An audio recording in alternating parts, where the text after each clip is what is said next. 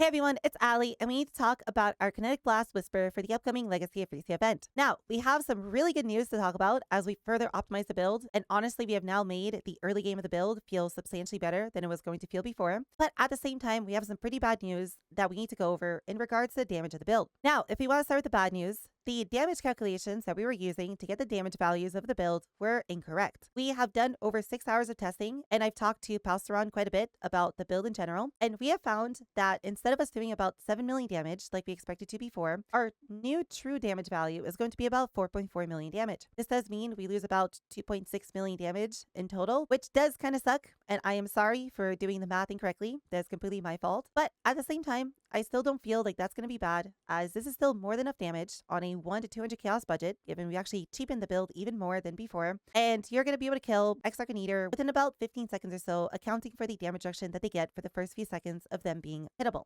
In Path to Building, what we are now going to be doing to get the true and accurate DPS number of our build is we are going to be setting the count of our Kinetic Blast to 2. This is going to be true for both normal KB and KB clustering, as both skills are going to work exactly the same as each other, and we've done pretty extensive testing on both. And this is going to give you a full DPS value that is 5% conservative of what your true DPS value should be. The way we came to this new value is, well, pretty complicated. We spent about 6 hours on my stream yesterday going through every single projectile interaction and specifically getting a lot of data and putting it all together to figure out exactly how every single portion of the build interacts with each other. First off, the first calculation that we were doing was completely incorrect in the first place, and it was wildly off what was really happening in real world testing because all we were ever considering was the explosions. Well, the projectile is actually very important to consider as well, and the previous calculations never took it into account, which gives us a lot of the DPS that we would have theoretically lost going from 15 overlaps down to 2. Now, there'll be a VOD linked in the description below if you'd like to go through all the testing that we did, but a quick TLDR of it is that with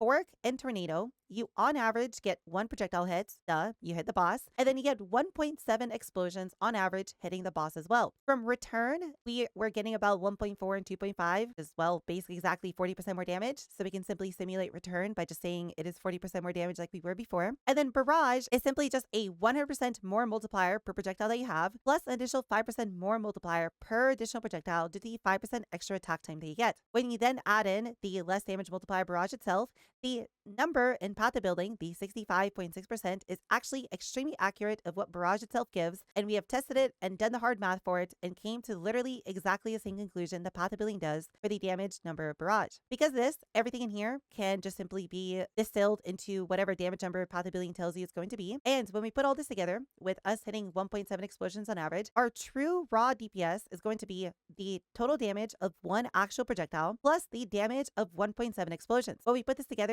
we get a number that is slightly higher than 2 projectiles worth of damage, meaning if we simply just set the count to 2 on KB and look at our projectiles, this is slightly conservative of what our true damage should be. Now, you might be asking yourself, how exactly are we getting 1.7 explosions? Well, what's happening is we are going to literally want to put ourselves right on top of boss, and because of this, our tornado is always going to spawn slightly behind the boss. Because of us having fork, what is then happening here is we're shooting our KB, which is then forking off of the boss, and then one of these forks is then hitting the tornado, causing it to fork again and do explosions around the center tornado. Because the tornado is always offset and the center point of the KB will always be directly on top of it, the explosions from the KB on the tornado will always be slightly offset, which then causes these to then hit the boss. On average, from a lot of testing that we've done, 1.7 of these explosions are hitting the boss at all times, which is where the 1.7 value comes from. So in total, this does mean we lose about 2.6 million damage in comparison to what we did before, which again, I do apologize for on us doing incorrect math on it. I think the reason we came to the old conclusion that we did was because we were all super excited about Whisper, and all this testing was done on stream over the course of 2 days with my community. And I don't think any of us scrutinized the methodology that we were using to test this as much as we should have. And I think excitement kind of won over everyone. It is what it is. Everyone makes mistakes. And again, I'm really sorry for misleading you a little bit on the damage. But again, as I said,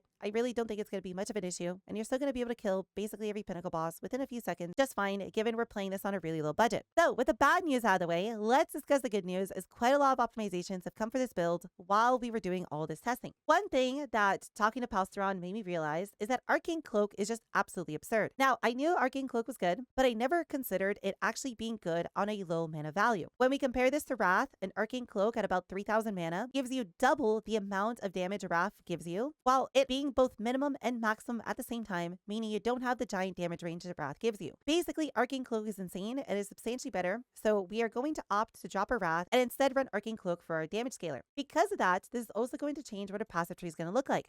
We are now going to be beelining for Might of a Matter, which is going to make your early game feel substantially more comfortable, given that you now get to benefit from your mana leech and your life leech at the same time for recovery. And this puts us in an opportune position to where we can now immediately pick up all these mana nodes, which makes you tankier and gives you more damage at the same time. Overall, you should have a substantially more comfortable early game, given we still get to keep our endurance charges through Overcharge, which actually makes it even more consistent than us having Disciple the Unyielding. And this then makes the transition over to an endgame setup a lot easier to do. The other thing that we'll be changing about the build is we're now going to be running an Arcanist brand with a Conductivity and a Wave of Conviction. We cannot run Sniper's Mark because Sniper's Mark actually breaks the builds, and well, we were never testing Sniper's Mark anyways, so none of that interfered with any of the projectile testing that we were doing.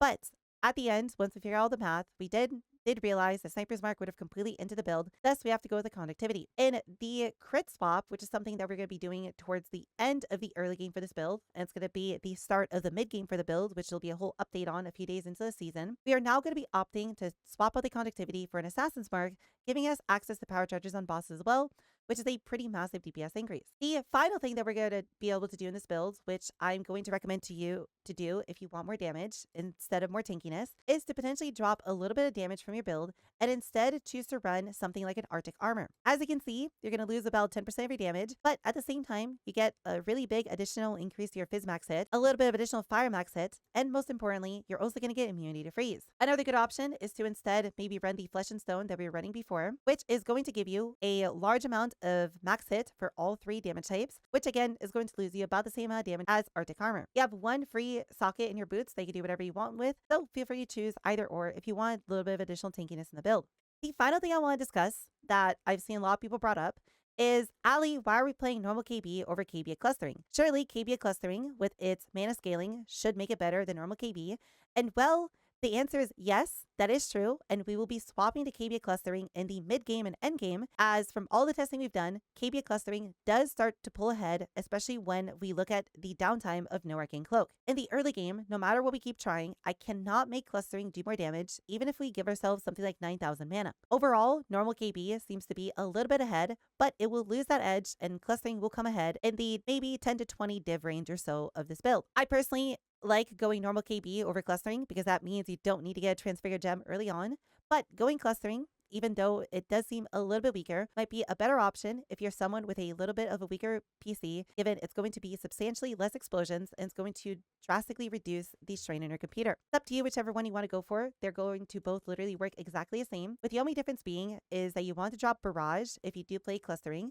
and you're instead going to want to run a faster attack or a physical to lightning, depending on how much mana you have, and whichever one path of building looks a little bit more, as it's all going to be reliant on exactly where your gear looks like. That pretty much wraps up the update that we have for the build. Again, I'm really sorry for the incorrect projectile math, but in the end, due to all the additional attention that we had to put into this build and all the scrutiny that we had to do to exactly everything worked, we ended up optimizing the build even more, and in my opinion, making it substantially better and honestly a lot more comfier than it was going to be in the first place. I'm really looking forward to playing this build on launch. I'm going to have a really fun time with it, and I hope you have fun with the build as well, because my god, is KB going to be an absolute map blaster. It's going to basically destroy everything on the screen, which is, well, what KB has always done really well. It's going to be a fun time seeing everything blow up. It's going to be fun doing things like Legion or Breach with it, where we are going to hopefully make quite a lot of money. If you have any questions, feel free to leave a comment in the comments below, and I'd be more than happy to help you as soon as I can. The path to building will be updated in both this video and the original build guide, and I hope to see you all on Thursday for some fun, some blasting, and some explosions all over our screen. With that said, I hope you have a wonderful rest of your day, and I'll see you all in the next video.